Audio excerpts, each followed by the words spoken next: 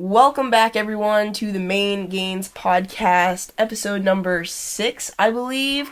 And with me is our parent guest, Cameron Zinman. Cameron, how you doing? Hi, Jenny. I'm good. How are you? I'm doing fantastic. Cameron and I just finished up a workout for her, and so now we're going to talk about life as a parent of two very, very busy athletes. Yes. So, Cameron, tell us a little bit about your family and kind of what you guys do for sports and what your not even day-to-day schedule, but what your life, how crazy your life is. How really crazy it is.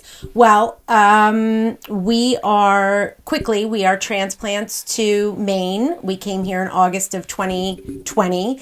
And one of the, not primary reasons, but one of the big reasons for our move here was the lifestyle and the fact that both Celia and Griffin were showing signs of being athletes, they loved everything they did, lacrosse, hockey, and where we came from in the Catskills, it was beautiful, but those sports were either non-existent or very tough to manage because of the distance. So that was a big pivotal reason for our move here, and they have thrived. And they both hit the ground running in Yarmouth. They both now play. Celia's playing, my daughter Celia, who you know and love, who is a freshman now at Yarmouth, is playing field hockey. She is a varsity field hockey player. She plays varsity hockey all winter, and she is about to go into tryouts in preseason for lacrosse. And she has high hopes. Is she nervous for her tryouts for lacrosse? She definitely is. She'll kill me for saying this. But I think it's safe to say she wants it so badly. Mm-hmm. And it is, I can quote her saying, she is at her happiest when she has a lacrosse stick in her hand.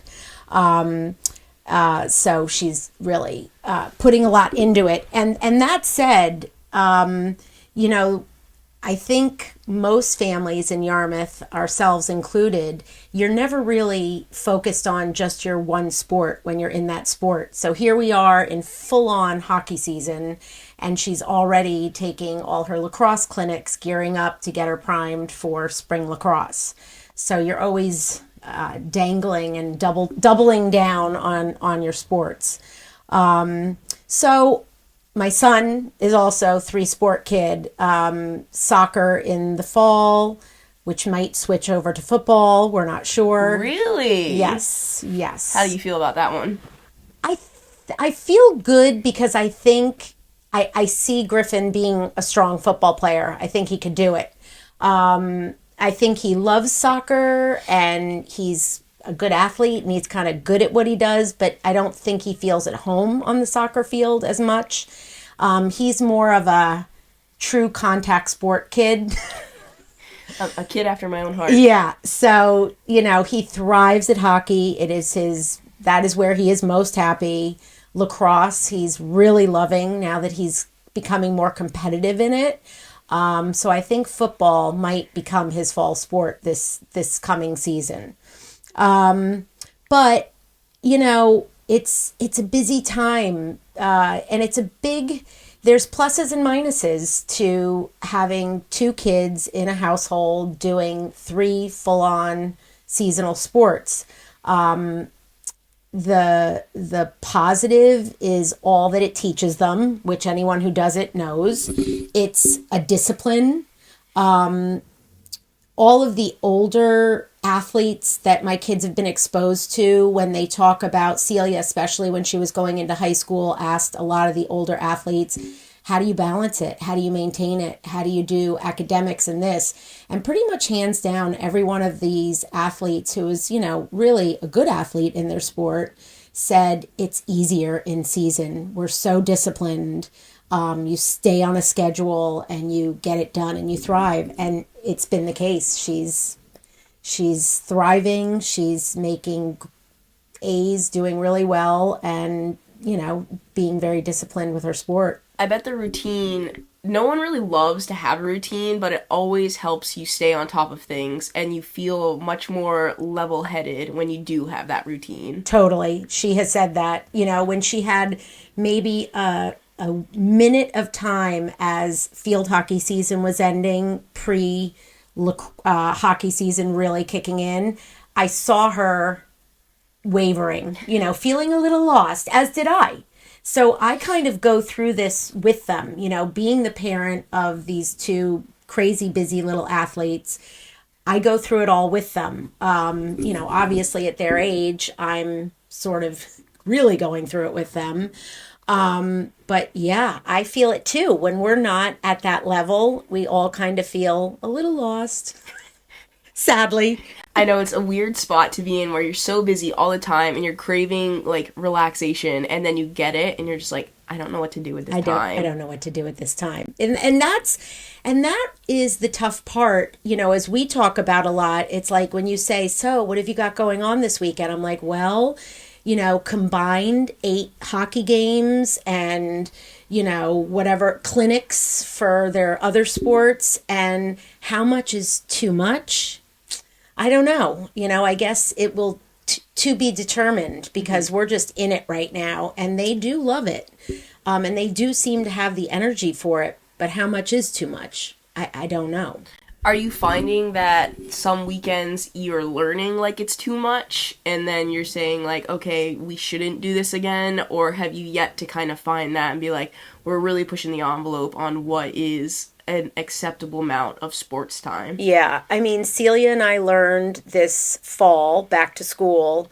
She joined a hockey team, U16 split season girls, and that on top of field hockey preseason, which we had never gone through, varsity high school. This was her very first team that she made, and it was a huge commitment. It was one of the best experiences I think she's had yet in a sport, because of the team bonding and proving to herself that when she disciplined herself at this level, she succeeded. So I think it was a real source of pride, real source of community, in terms of, and that's another thing in terms of kids and sports. I think that, if you do have a child that loves athletics, it's so amazing to see how it helps them acclimate with other kids. And, for her becoming a freshman,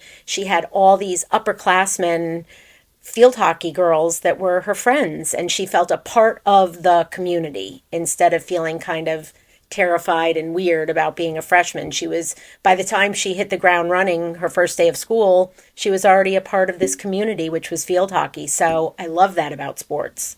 Was there a time, because I know field hockey, especially any fall sport, because they get the preseason, it can be from 0 to 100 depending on what they were doing over the summer. Was there a time when either Celia or you and the whole family was like, this is a lot, we need to change our systems or how our routine and how we're handling this? I think I say that all the time for myself. I think they love it. I quite often say, we need to change something. I'm dying here.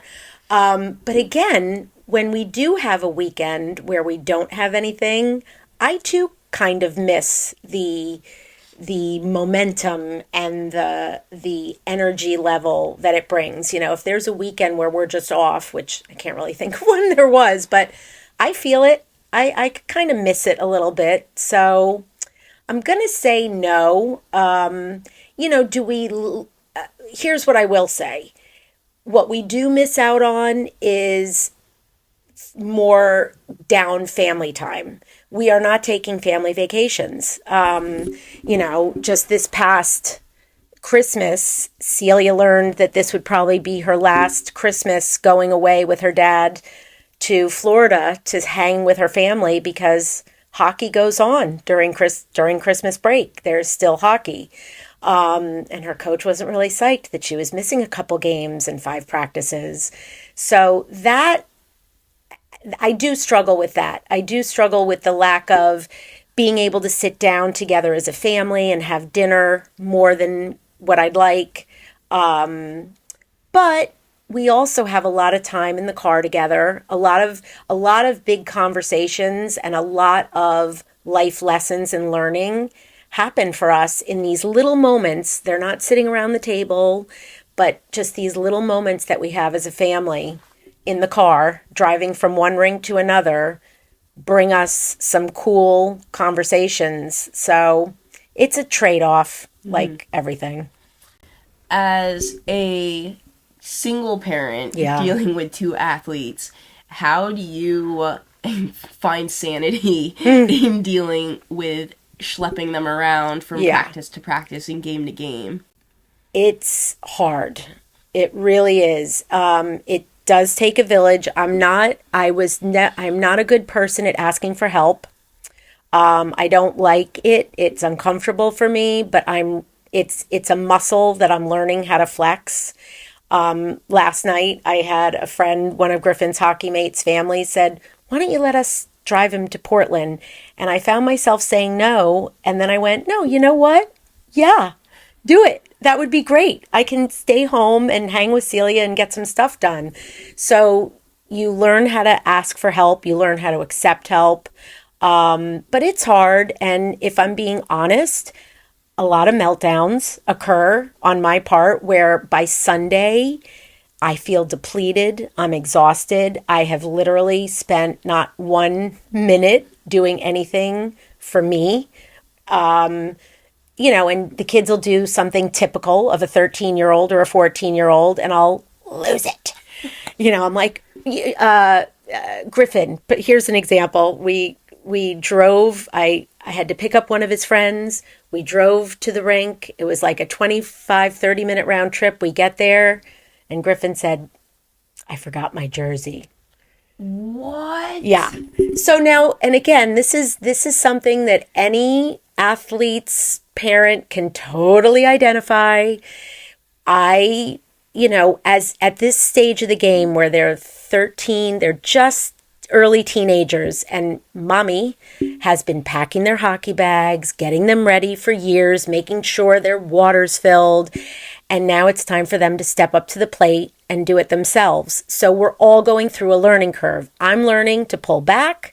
They're learning to take responsibility. So we're right in that cusp.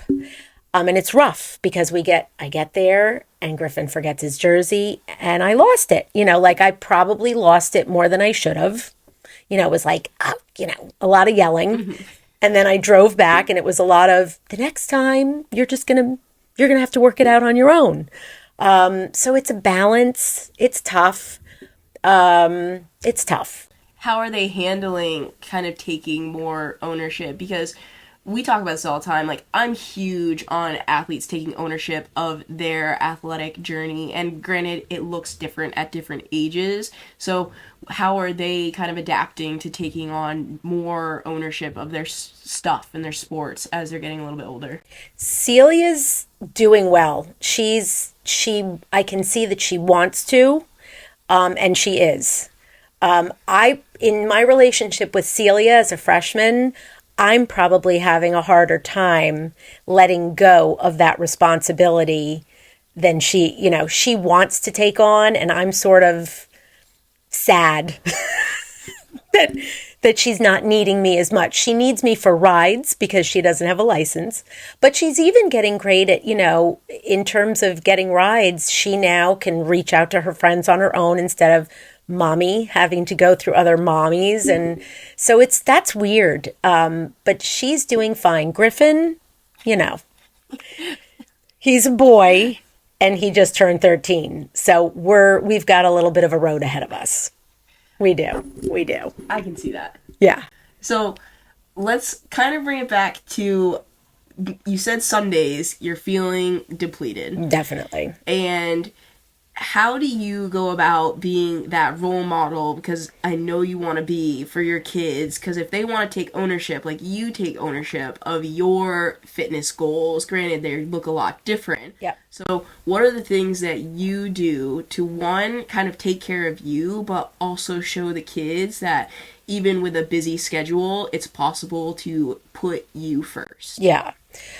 Well, we've talked about this, and when we were talking about having this dialogue together, the one thing that I thought about top of mind was, that old saying, don't do as I do, do as I say. And I think for any parent, single parent, I'll say especially, because all eyes are on me, I have realized it's do as I do, not as I say. I mean, do as I say, yes, of course, but do as I do. So I really became hyper aware over the last couple years of how much I am a model for my children. And every little thing they're looking at to me, I don't see it yet, but like I told you the story, which I'll repeat for the sake of this, which when I came down one morning to make the kids breakfast and I saw Celia pouring herself a hot water with lemon, which is it's my little morning ritual. And I thought to myself, she is watching my every move down to hot water with lemon. So I realized the importance of dedicating myself to being healthy, which I do. I mean, my kids watch me eat clean most of the time, for the most part, except for when I have 2 cookies before bed or a pint of ice cream during the summer. But for the most part, I'm eating clean. And for me, working out, taking care of my physical health is a massive form of therapy. So to that point, the depletion that I feel on a Sunday, I rejuvenate myself by working out with you, training, going to spin class. That is as much of a form of mental therapy for me as is my therapist, who I rely on as well. But I would say it's 50-50. Therapy and physical therapy for me is key. If I didn't work out and train, it would be tough. And that's what rejuvenates me. Knowing that, twice a week I'm here. The 45 minutes or the hour that I spend with you a couple of times a week and going to jibe or getting on a surfboard by myself, that's my play. Let's not quote me on that yet, but I'm going to try. But yeah, those are the things. And to that point, trying those things and having my kids watch me be fearless, try new things, because I'm constantly telling them that. Hockey for Celia was something that I literally put my foot and I said, do it, do it. She had watched her brother do it. She was incredibly intimidated by it, but I said, I know you can do it. And maybe I regret that now because of how busy the schedule is, but I don't. I force I force my kids to try, just try. And so I've got to do the same. And that's my motto for myself right now is do as I do.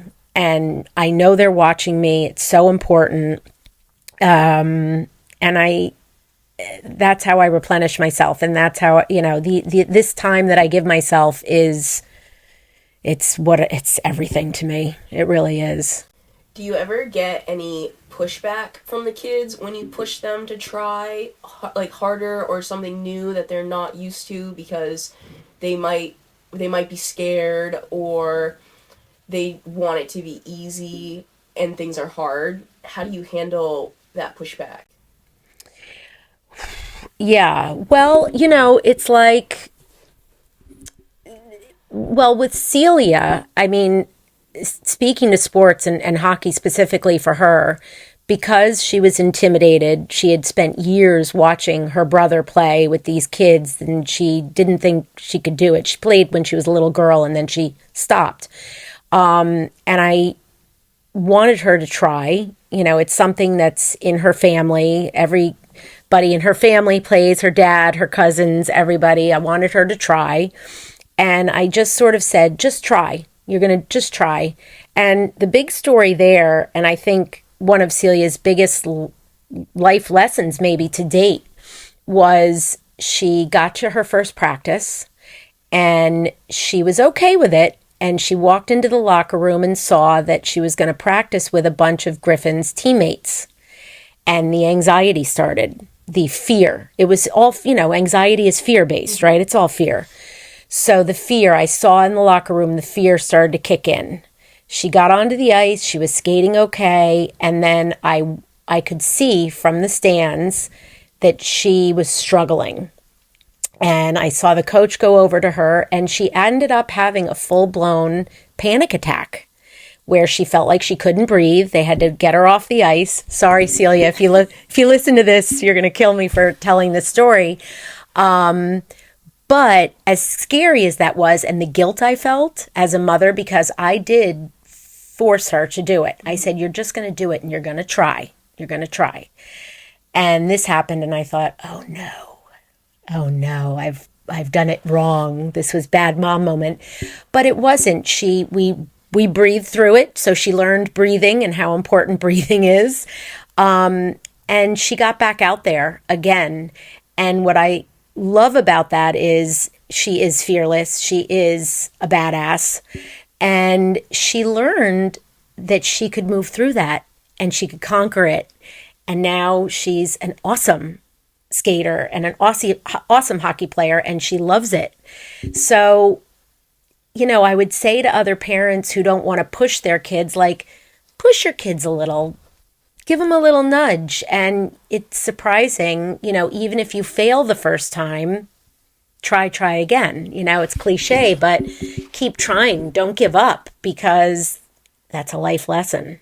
Don't give up. You got to keep going. It is, because not often the first time you try something, it's going to go exactly how you want it, or it's gonna click right away. You have to do it multiple times before you're really confident in it and be like, I can handle this and I can push through those harder times, which I think is very important for younger athletes to learn and discover, because as they get older and if they want to continue in athletics, there's going to be pushback, and there's going to be times where they don't make a team or they fail, and it can't be the thing that stops them from continuing that sport, or even if it's not on that team but they still love it.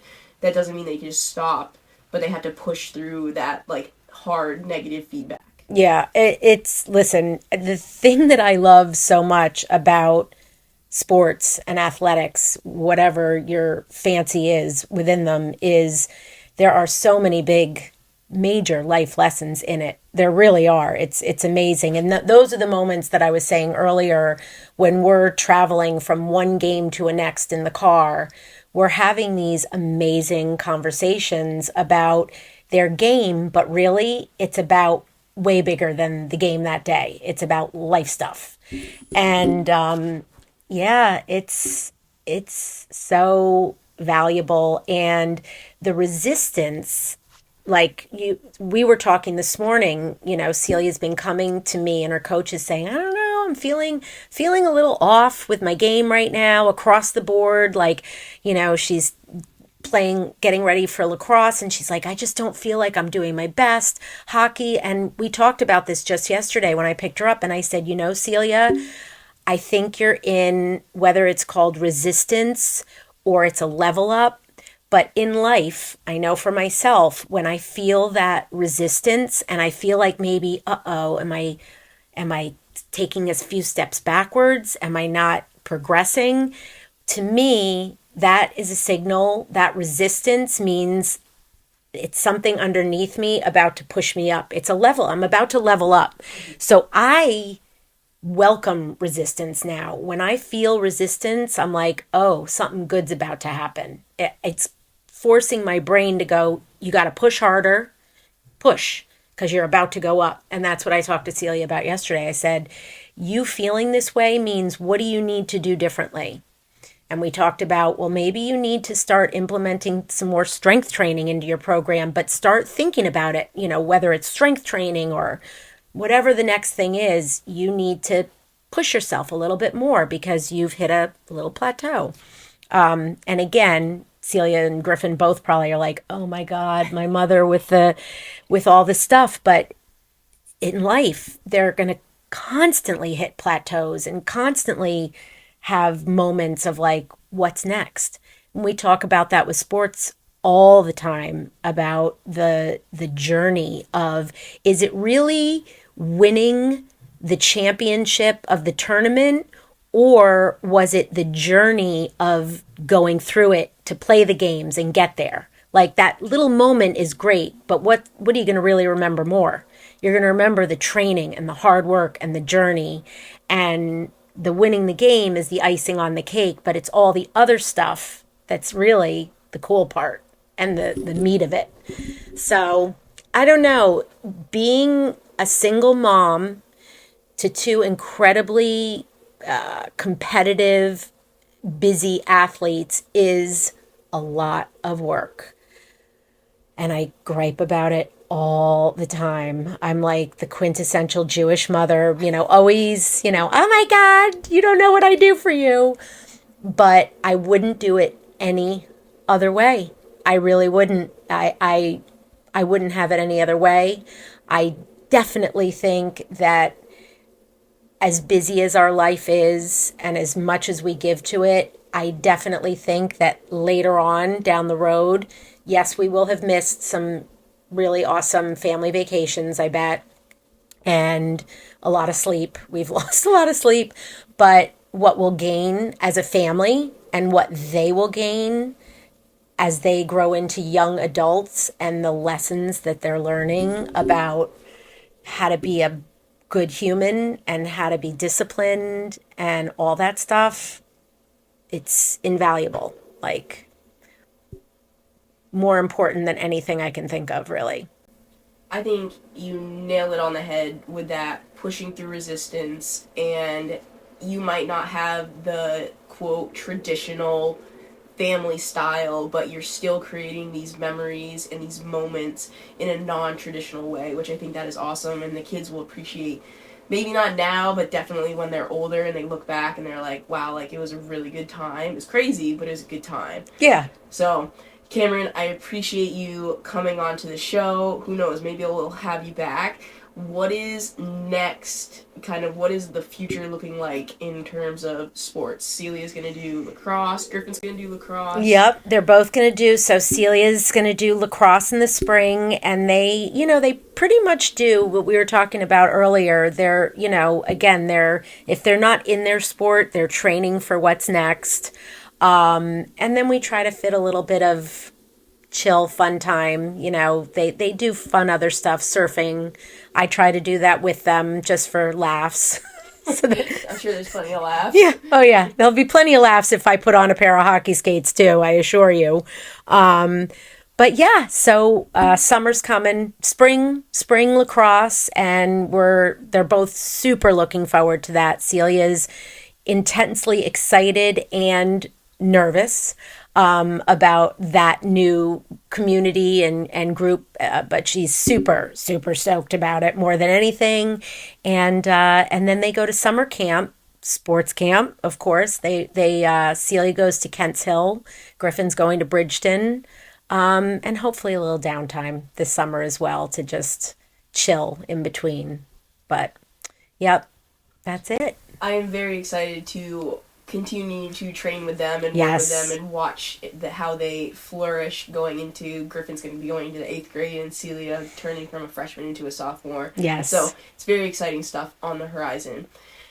Well, everyone, we're going to end the episode here, so make sure to, if you're watching this on YouTube, like, comment, subscribe. If you're listening to this on Spotify, make sure you also subscribe. Leave a 5-star rating and review, and I will talk to you guys in the next one.